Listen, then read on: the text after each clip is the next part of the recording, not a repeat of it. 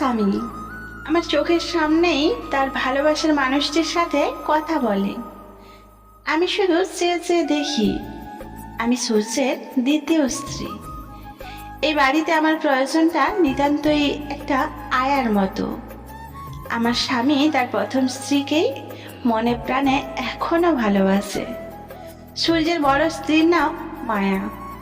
দেখলেই মায়া কাজ করে। আমি বাস্তবে কখনো দেখিনি, ছবিতে দেখেছি, প্রতিদিনই দেখি। মায়ের মস্ত বড় একটা ছবি আমাদের বেডরুমে টাঙানো আছে। ঘুম থেকে উঠেই সূর্য আগে মায়ের ছবির সামনে দাঁড়িয়ে ছবিটার সাথে কথা বলে। শুধু বেডরুমে নয়, ড্রয়িং রুমেও মায়ের ছবি আছে। আমার ছবি কোনো ঘরেই জায়গা পায়নি, এমনকি সূর্যর মনেও নয়। মায়া আর সূর্যের ছোট্ট একটা মেয়ে আছে, মুস্কান। মুস্কানকে জন্ম দিতে গিয়েই মায়া মারা যায়। আমাকে বিয়ে করেছে মূলত মুস্কানের জন্যই। মুস্কানের বয়স মাত্র 10 দিন। মুস্কানের জন্মের 7 দিনের দিন এই বাড়িতে আমি বউ হয়ে আসি। আপনারা হয়তো ভাবছেন, একজন বিবাহিত ছেলে, তার একটা মেয়েও আছে, এমন ছেলেকে আমি কেন বিয়ে করলাম? এর কারণও আছে। আমি সূর্যকে অনেক আগে থেকেই চিনতাম। সূর্যের অফিসে চাকরি করার সৌভাগ্য হয়েছিল আমার। একদিন বৃষ্টির মধ্যে সূর্যের বাবার গাড়ি নষ্ট হয়ে যায়। কোনো গাড়িও ছিল না সে সময়। তখন আমি রিক্সায় তাকে লিফট দিই। সেখান থেকেই সে আমায় চিনতো আর খুব আদর করত। আমাকে সবসময় একটা কথাই বলতো, যদি আমার আরেকটা ছেলে থাকতো তাহলে তোমায় আমার বাড়ির বউ করতাম। আমি তখন মুচকে মুচকে হাসতাম। মায়া মারা যাবার পর আমার শ্বশুরের আমার কথা মনে পড়ে। সে আমাদের বাড়িতে বিয়ের প্রস্তাব নিয়ে যায়। আমি মধ্যবিত্ত পরিবারের মেয়ে। আমার যখন 6 বছর তখনই মা মারা যায়। আমায় লালন পালন করার জন্য বাবা আরেকটা বিয়ে করেন। ইন্টার পরীক্ষার কয়েক মাস আগে বাবা মারা যায়। তারপর থেকেই সৎ মায়ের সংসারে বড় হতে থাকি। এমন বড় ঘর থেকে বিয়ের প্রস্তাব আসায় আমার সৎ মা বিনা বাক্যে রাজি হয়ে যায়। আমিও আর বারণ করিনি। জানি না সূর্য কেন আমায় বিয়ে করতে রাজি হলো। হয়তো আমার বাবা যেমন আমার দেখাশোনা করার জন্য আমার সৎ মাকে বিয়ে করেছিল, সূর্যও সেই একই কারণে রাজি হয়েছে। সূর্যকে ভালোবাসার শুরুটা হলো। প্রিয়া, একটু শুনে যাও তো। সূর্যকে ভালোবাসার কথাগুলো না হয় অন্য একদিন শেয়ার করি। এখন বরং যাই, শুনে আসি কি জন্য ডাকছে। আমি দৌড়ে তাড়াহুড়ো করে যেতে গিয়ে ধেড়িং করে দরজার সাথে ধাক্কা খাই। ও মা গো বলে কপাল ধরে চিৎকার দিই। সূর্য মুস্কানকে কোলে নিয়ে দরজার কাছে আসে। চোখে দেখো না তুমি? দেখে চলতে পারো না? না মানে আসলে তাড়াহুড়োয়। এত তাড়াহুড়ো করার কি আছে? ধীরে সুস্থে সাবধানে চলবে। সূর্যের কথা শুনে আমার চোখে আনন্দের অশ্রু চিকচিক করছিল। আমি মনে মনে ভাবছিলাম, ভালো না বাসলেও তুমি আমায় কত কেয়ার করো। কিন্তু সেটা বেশিক্ষণ স্থায়ী হলো না। সূর্যের পরের কথাটি শুনে সব ফিকে হয়ে গেল। ভাবনার অবসান ঘটিয়ে সূর্য বলল, সাবধানে না চললে যদি তোমার কিছু হয়ে যায় তখন মুস্কানকে কে দেখবে বলো? ওর জন্যই তো তোমাকে বিয়ে করা, নয়তো আমি কখনোই মায়ের অধিকার অন্য কোনো মেয়েকে দিতাম না। মুখে একটা তাচ্ছিল্যের হাসি দিয়ে মনে মনে বললাম, অধিকার আর দিলে কোথায় সূর্য?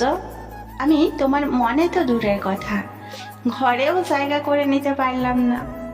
সূর্য চোখের সামনে হাত নিয়ে তুড়ি দিয়ে বলল, কি ভাবছো? মানে না, কিছু না। কেন ডাকছিলেন? এই 3 দিন আত্মীয় স্বজনের জন্য ভালোই সময় কাটিয়েছো। এখন থেকে মুস্কানের সব দায়িত্ব তোমার। ওর যত্নের যেন ত্রুটি না হয়। হুম। মুস্কানকে কোলে না, আমি গোসল করে আসি। মুস্কানকে আমার কোলে দিয়ে সূর্য গোসল করতে চলে গেল। মুস্কানকে কোলে নিয়ে আমি ঘরে হাঁটছি। মুস্কান মুখে 4টা আঙুল পুড়ে দিয়ে চুষছে। আমি অজান্তেই হেসে দিলাম। বাচ্চা সম্পর্কে আমার কোনো আইডিয়া নেই, তবে এতটুকু আন্দাজ করতে পারছি যে মুস্কানের খিদে পেয়েছে। আমি বিছানায় মুস্কানকে শুইয়ে দিয়ে রান্নাঘরে দুধ গরম করতে গেলাম। দুধ গরম করে ফিডারে ভরে সেটা পানিতে ঠান্ডা করে নিচ্ছিলাম। হঠাৎই সূর্যের চিৎকার চেঁচামেচি শুনতে পেয়ে আমি দৌড়ে রুমে গেলাম।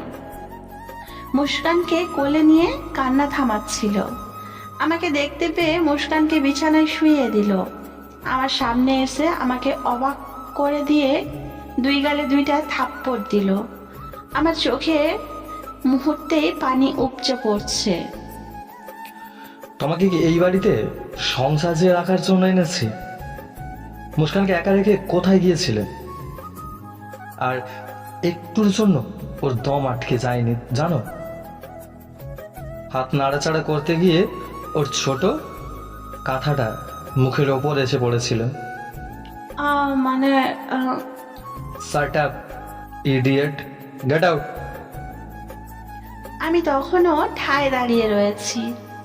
এবার সূর্যের চিৎকার করে বলল, গেট আউট। আমি আর এক মুহূর্তও সেখানে দাঁড়ালাম না, দৌড়ে ছাদে চলে গেলাম। এত কষ্ট কেন হচ্ছে আমার? আমি তো তার কাছে এসব চড় থাপ্পড় ছাড়া আর কিছুই আশা করতে পারি না। ছাদে দাঁড়িয়ে থাকায় বাতাসে খোলা চুলগুলো উড়ছিল।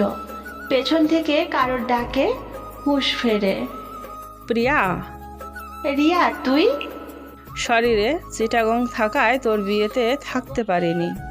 আর অল্প সময়ের মধ্যে সব ঠিক হয়েছিল তো, আসার সময়ও করে নিতে পারলাম না। সমস্যা নেই, কেমন আছিস? আলহামদুলিল্লাহ, আমি তো ভালোই আছি। তুই কেমন আছিস? ভালোই আছি। তুই এই বিয়েতে কেন রাজি হয়েছিস রে? তোর সৎ মায়ের জোড়াজুড়িতে, তাই না? না, নিজের ইচ্ছেতেই। কি বলছিস? একটা বিবাহিত ছেলে, আবার মেয়েও আছে একটা, তারপরও তুই এই বিয়ে করলি? করলাম। কেন করলাম সেগুলো না হয় অন্য একদিন শুনিস। যাই হোক, দুলাভাই কিন্তু হ্যাপি দেখতে। দেখেছিস? হ্যাঁ, জয় মেসেঞ্জারে তোদের বিয়ের ছবি দিয়েছিল। এখন আবার রুমে গিয়েও দেখলাম। ও, জয় কেমন আছে রে? যেমন রেখেছিস। উত্তরে আমি কিছুই বলতে পারলাম না। জয় আমার বেস্ট ফ্রেন্ড। স্কুল লাইফ থেকে আমি, জয় আর রিয়া 3 জনের বন্ধুত্ব খুব গভীর ছিল। স্কুল লাইফ থেকেই জয় আমাকে পছন্দ করত। পছন্দ থেকে ভালোবাসাও শুরু হয়। আমার বিয়েটা ও মেনে নিতে পারেনি, আর না পারাটাই স্বাভাবিক। তবু বন্ধুত্বের খাতিরে বিয়েতে এসেছিল। কি রে, কি ভাবছিস? কিছু না, বাসায় চল, কফি খেতে খেতে কথা বলি। না, ছাদেই ভালো লাগছে, পরে যাব ঘরে। আচ্ছা। প্রিয়া, কি? তোর বাসর রাতের কথা বল।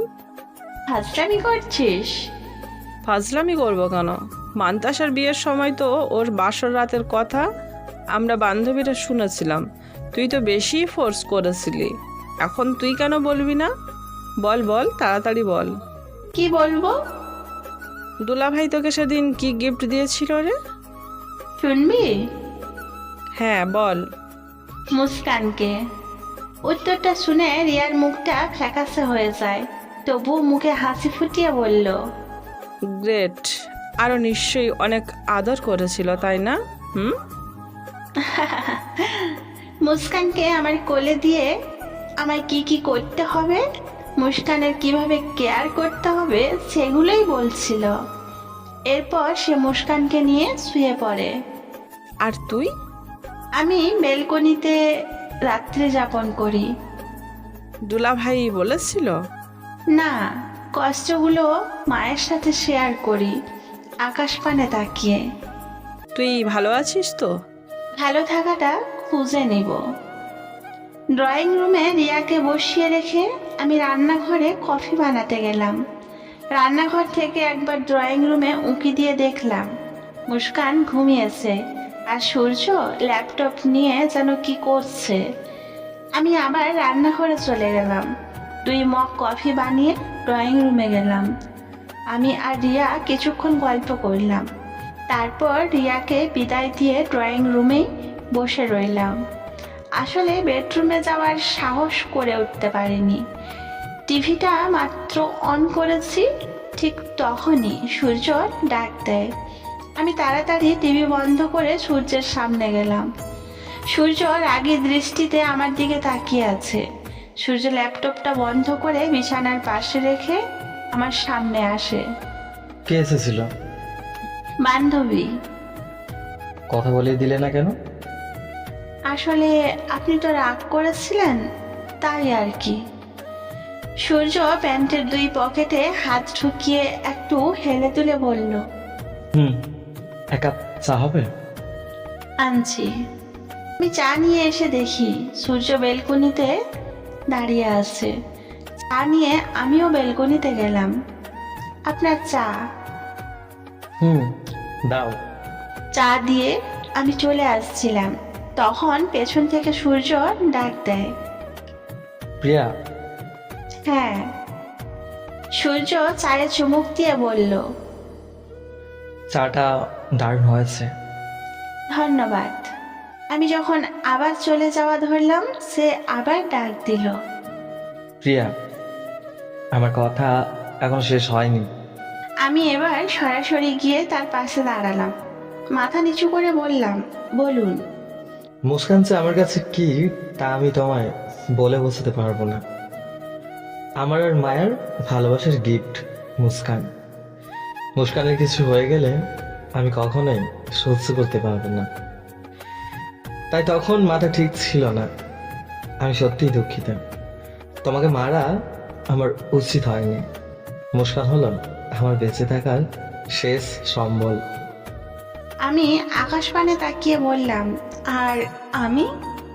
সো বন্ধুরা, আমাদের এই গল্পটা যদি ভালো লাগে আমাদের চ্যানেলটি সাবস্ক্রাইব করুন। আর এর সেকেন্ড পার্ট দেখার জন্য বেল আইকনের অল ঘন্টিটা বাজিয়ে দিন। আমরা শীঘ্রই আনছি এর নেক্সট পার্ট। আর হ্যাঁ, একটা লাইক করে কমেন্টে জানিয়ে যাবেন কেমন লাগলো। আপনাদের একটা কমেন্ট ফেলে আমরা মোটিভ হই নতুন নতুন গল্প বানানোর জন্য। ধন্যবাদ।